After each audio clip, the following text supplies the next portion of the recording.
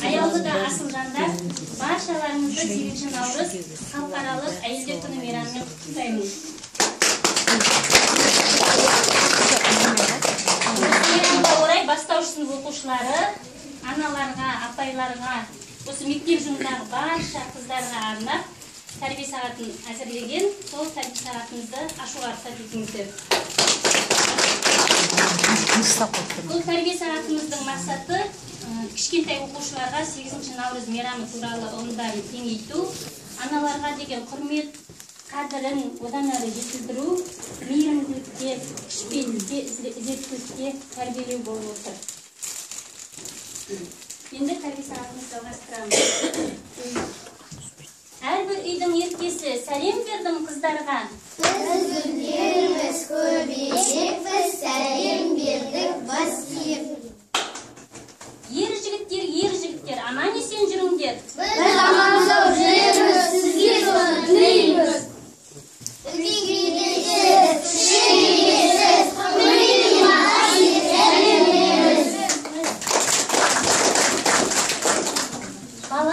Бала деп түнде шошып оянған, түн ұйқысын 4 бөліп, түнде бесік таянған, қолын қатты тегізбей, кірлі көйлек тегізбей, исін жұпар аңқытқан.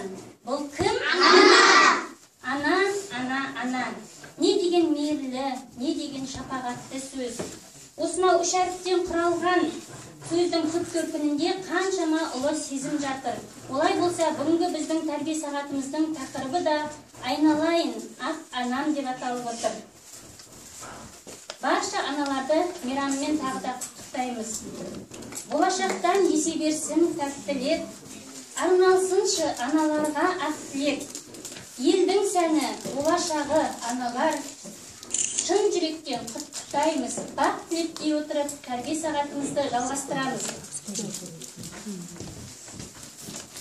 Бүгін Наурыздың 8-і, сұлулықтың 8-і, анаға айтар баланың әппақтық лебізі. Бәрімізді